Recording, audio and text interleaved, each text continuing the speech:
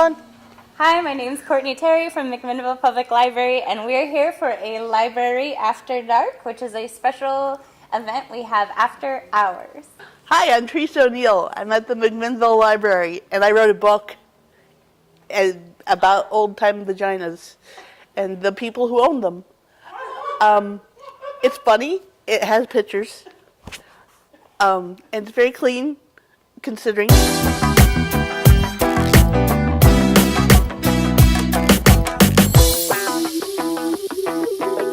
Thank you all for coming this evening. Please help yourself to our hors d'oeuvres and libations, aka fruit punch and delicious pastries. Besides this program that we're having at the library tonight, we also have a few other programs that are happening in the near future. Starting today, actually, we are hosting a banned book scavenger hunt throughout downtown McMinnville.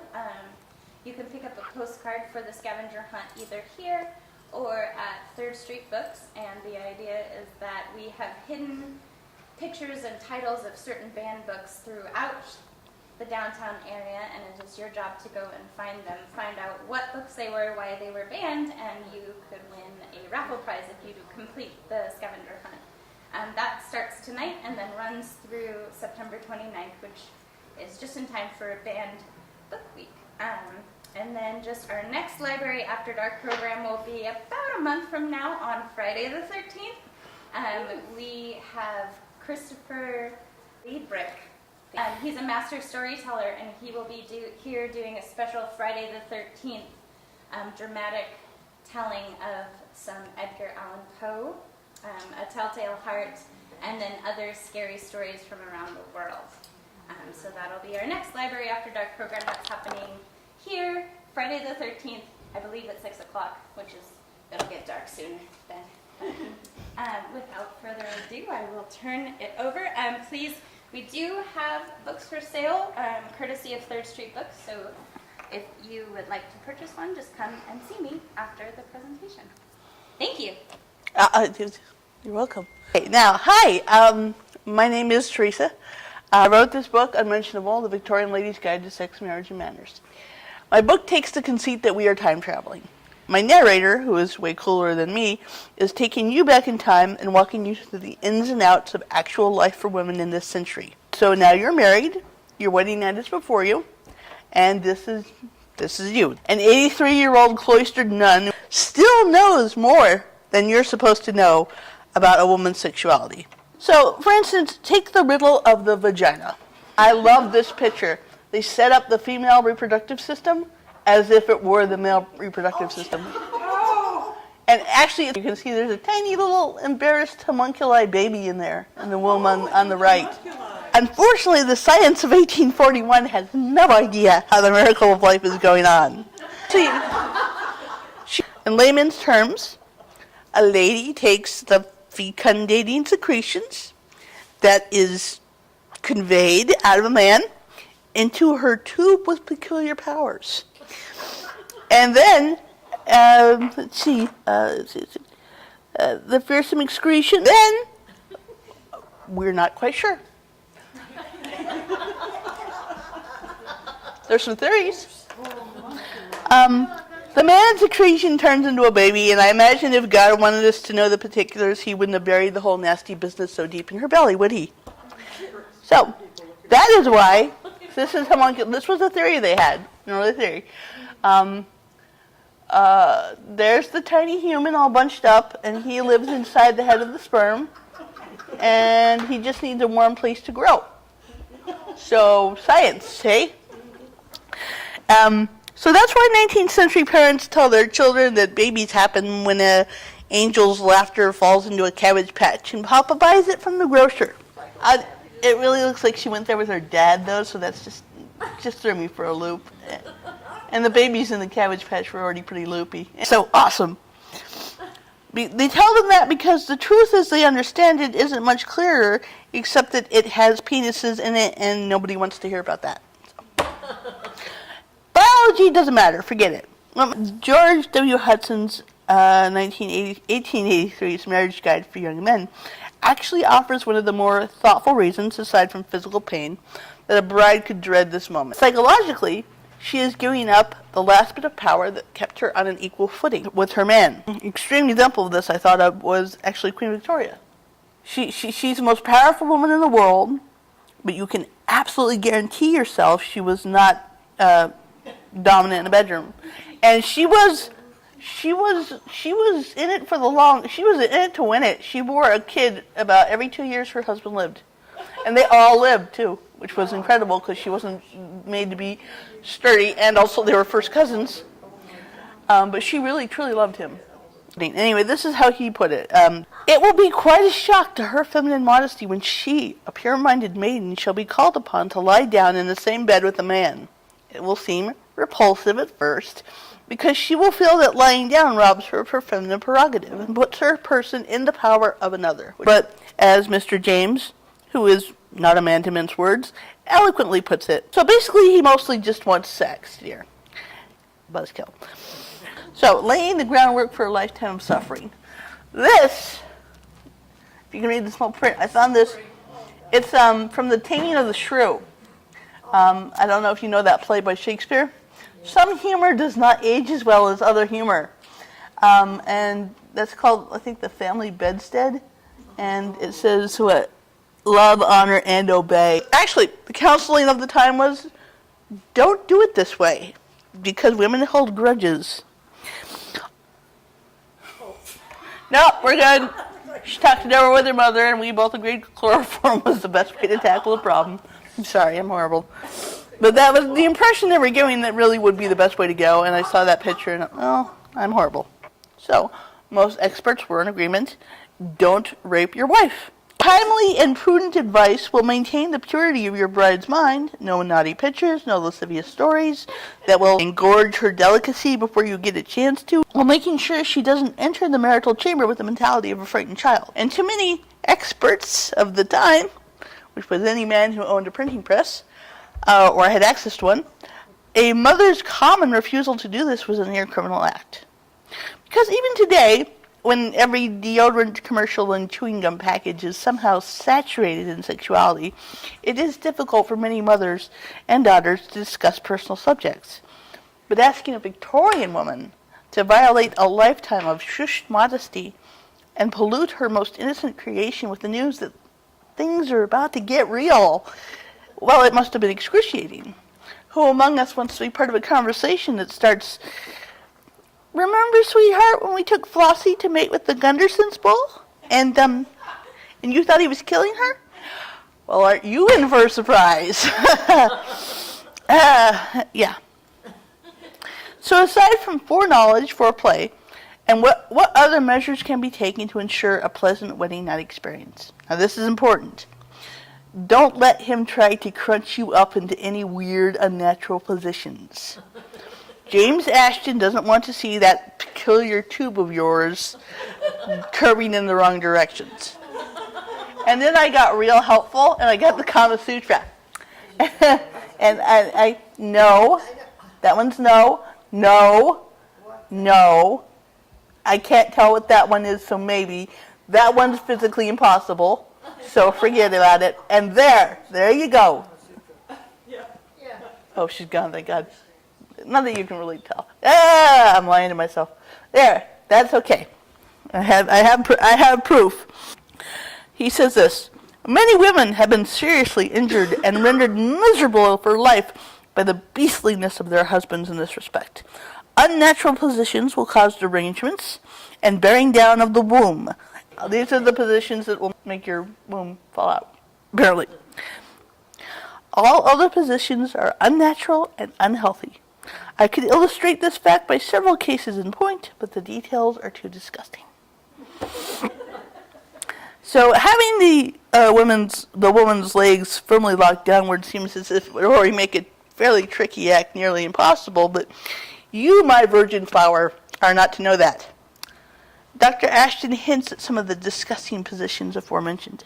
No female can desire such intercourse as this because she cannot enjoy it. Upon your lips you might say, "Now, how in the world would you presume to know that, sir?" And there it will stay. He knows because he probably has seen an unhappy woman with female trouble and asked her what her sexual positions of late have been, and thereby made the obvious conclusion. That's called science in this century. To these men, it's not science at all, is it? A woman who does not reach a state of play ecstasy during intercourse is not having her parts properly manipulated. Now, if you think this indicates a lack of clitoral stimulation, that is your second mistake. Your first is thinking about the clitoris at all, your tawdry, naughty thing. No, it is commonly known that the clitoral stimulation is no more than, and this is truly what they believed, an exterior irritation women must do their best to ignore. It's like this little vestigial penis that shouldn't even be there. No, the seat of a female climax is most naturally the seat of life itself. It's her womb. So if you're performing the act as you're supposed to, your uterus should be bouncing and sloshing like a buoy on a lake full of motorboats. So that's your goal now when you go home. Likely anticipation of the small human who may soon lodge within it. It's the only way a woman can truly experience sexual fulfillment. So, his homespun harlot. It was a stereoscope of a larger story that I couldn't find the rest of, but it was captioned, "Slow, I'll beat you yet." I put my own caption on. Yay, time to be the blessed receptacle of your manly potency again. Then I can kill a chicken and make you a sandwich with it. And I spend most of my book instructing my reader away from immodesty. You've learned the shame of your body and its functions. Now that you know what to expect, the best thing you can do is find a way to make your peace with it. If you don't do it well, there are plenty of dirty gerties and fanny fun bags just waiting to spread good times and gonorrhea to your neglected husband. Fair. Is it fair? Oh, my sweet girl, what book have you been reading? That technically is the end of the reading, but people are always very curious about birth control, so I do a really quick little touch on that, because some of you are old enough to remember in 1960, Dr. Snow invented the birth control pill. It works by tricking your body into thinking it's pregnant. And it's changed the world probably more since antiseptics, probably maybe more. But before that, they still tried to practice birth control, even though it was illegal for most of the 1800s. For most of the 1800s, it was illegal because of the Comstock Act, which is a whole different chapter. But the three ways they tried to stop were to block the sperm, kill it before it reaches its goal, or flush it out. And I have pictures of that. Okay, so here we have Lysol. Yeah, see this germ killer? This was slang for sperm in the old days. This was a douche. It was and it was put into here. Now the reason this wouldn't work very well is because actually, as we discussed earlier, and this is true, when you're the aroused vaginal canal becomes smooth and slick, but as soon as that arousal goes away, it crimples back up. And basically, sperm is so tiny it can hide in places where even Lysol can't reach. So if you do it immediately after, you had a good chance. But again, it's sort of a crapshoot. This is a sponge, vaginal sponge. It was illegal at the time, in America anyway.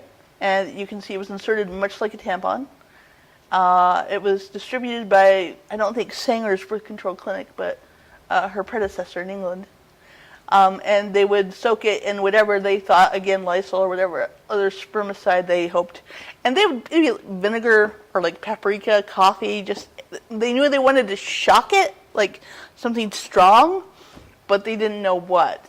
You know, they had the right gut feeling, but this is my favorite. I got this from the Sears catalog. The Lady Line Antiseptic Suppositories. Never failing. And if you read the small print, it's really, really, really obvious what they're meant for. But it's illegal to sell birth control to the male, especially to the male. So they just say it's for cleanliness, you know. And for the same thing, I don't have it on here, but it's my absolute favorite. Both of these are for, the darker ones I got from my reproduction of a Sears catalog.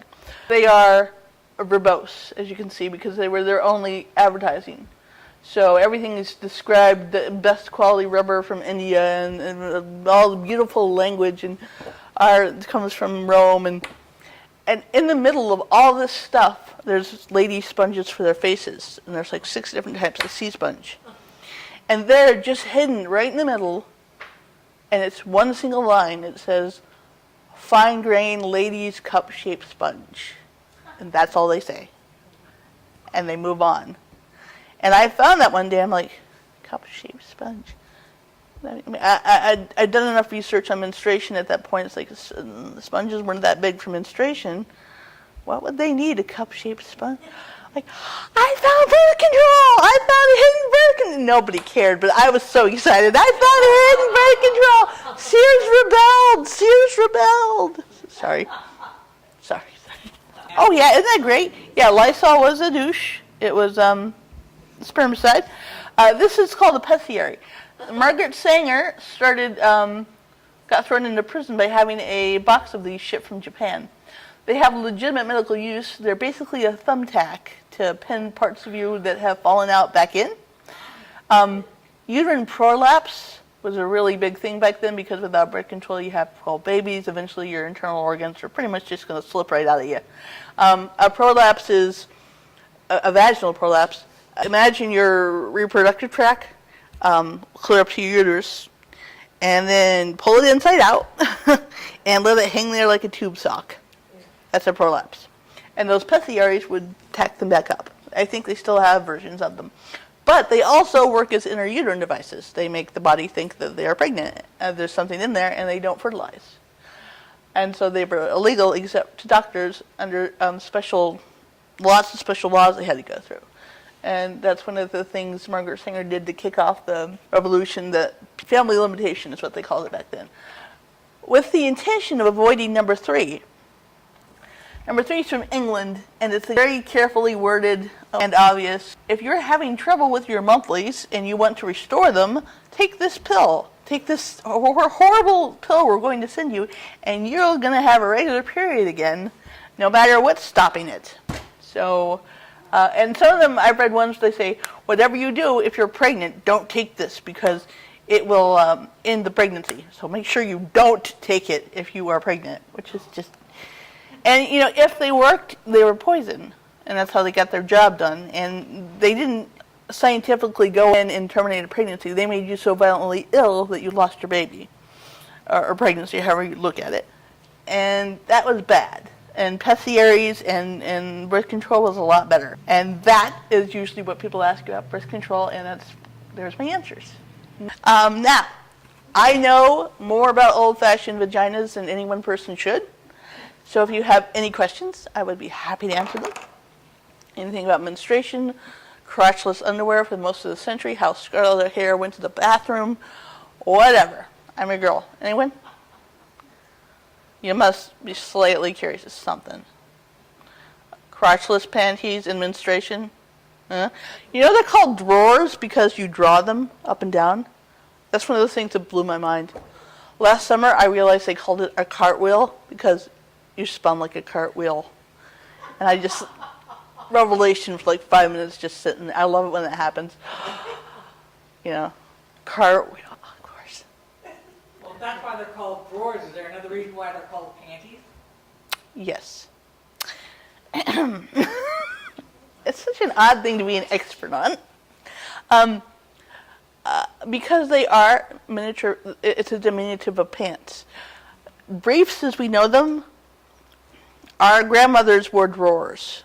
My grandmother was born in 1900, so they wore drawers. That's what I have her pair. I have quite a few actually. More collection than I should of all dead women's underpants, but I have quite a few. They did not have what we call briefs. Briefs started as specific underwear for the period underwear, and they were based on diapers. They were your monthly underwear. They fit tight like diapers, and they would absorb blood. And they were very comfortable, and they came in the teens, right before the 20s, when all the fashions changed. So the lack of bulkiness and the lack of going down to your calf like your drawers did, suited the new fashions. So they became very popular, and pretty soon it was briefs all the way instead of drawers. Unless you were a real lady like my grandma, who was a German farmer, she kept wearing her drawers for many years. So, shouldn't know that. Yeah, isn't that cool? Everything's connected. It's so great. Hi, cousin. Yes. My mother talked about. Wait, let me stop you. This is how I find out so much. Nobody wrote this down. This is why this book did so well. This stuff didn't get written down. So much of our information is based on my mom said, and it counts. It really does. When did we get to use tampons? Because even for her, she felt a little uncomfortable. She was. Tampons were around the 1930s, and they were invented by men, and they were baffling to people. And clear into the 60s, unmarried girls didn't think they could wear them. Pads with the late 1800s, like 1890s, they started selling in Sears both disposable and reusable sanitary napkins, which would attach to your belt, your sanitary belt, which I'm sure your grandmothers had. I gotta admit, this is my goal in life. I've never seen one or had one. And I have like 3 pairs of crotchless drawers. I've got everything, but I have a corset. I want a sanitary belt so bad, and there's just nobody you can tell that to. And oh my gosh, I was up in Aurora. There's Oregon City, because they have a good antique store. And she takes me in the back when I tell her what I'm interested in, and she shows me these drawers, crotchless drawers, so you know they're old. And they're beautiful linen, and there's blood stains on them. And in my line of work, that's like a gold strike, because that means they were real, they were used, they were human, they were. And at the she says, "Now these are special." I said, "They are." And she says, at the same time, she says, "I know, look at the embroidery." I say, "Blood stains." She's like, "Yes, somebody just came in the door. I'll be in the other room." I bought them, along with a bidet, a French bidet, 1875, that they thought was a flower pot. They said, "Wouldn't it be cute in like your guest bathroom with towels in it?"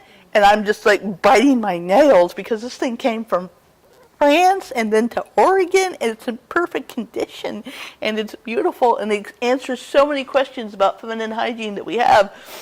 And they want to put succulents in it. And you can get it audio, but the photos don't translate as well. And again, they put a lot of money into those edge papers. I didn't know. I learned so much. This is my first book ever. It came out not even a year ago. And they used 2 tones for the black and white, so it's kind of sepia. That cost them hundreds of thousands of dollars. Those papers, hundreds of thousands. They wanted a pretty gift book. And I like it.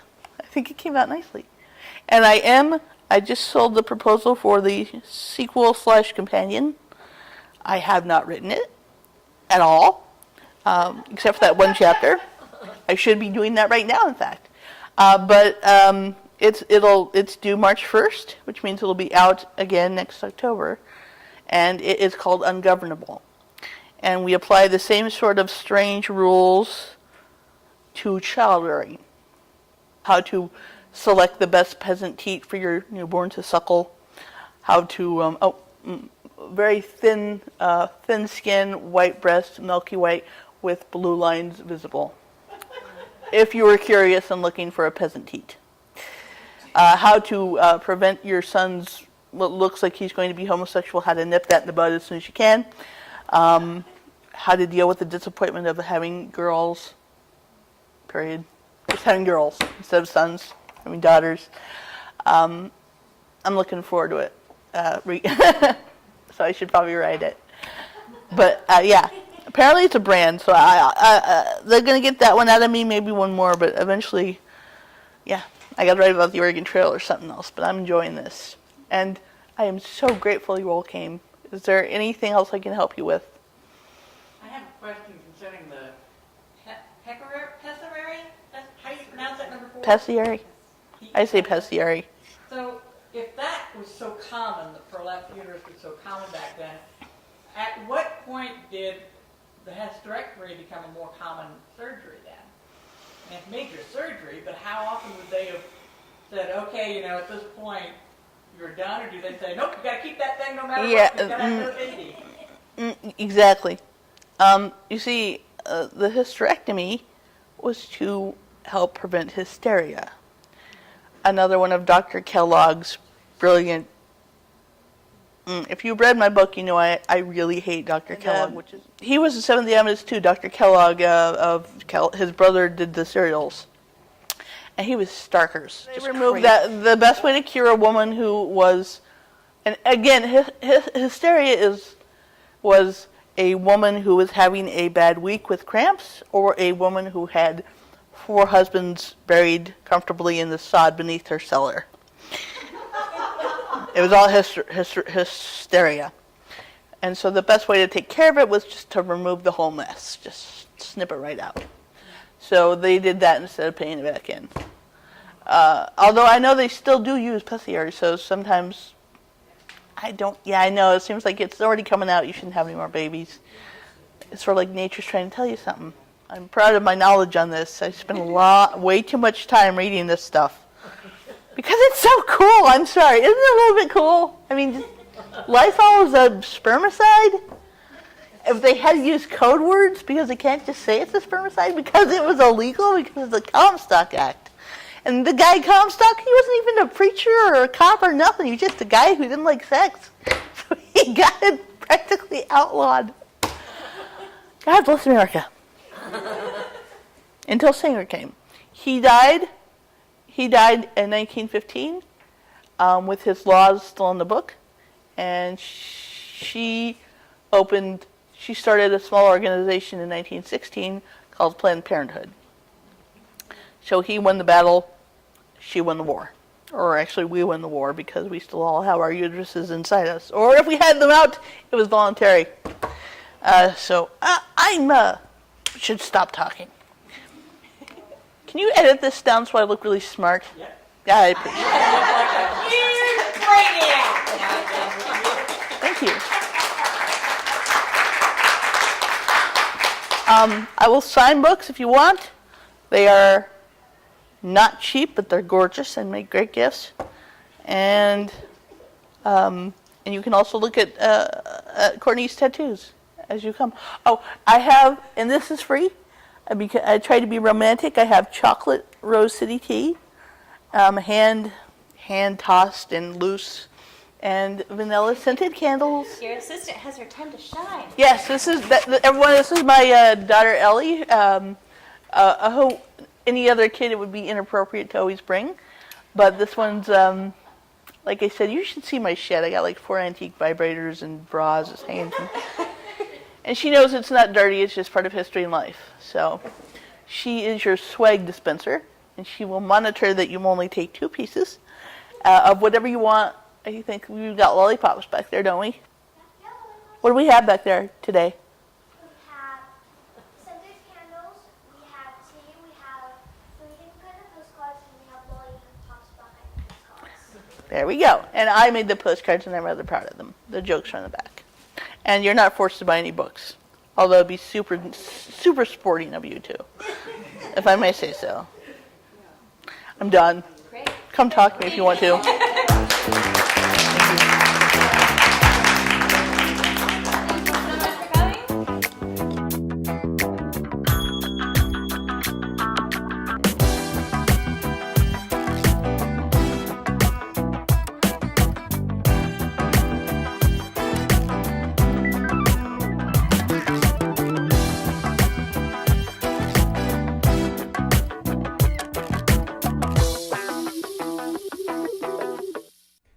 so much for coming.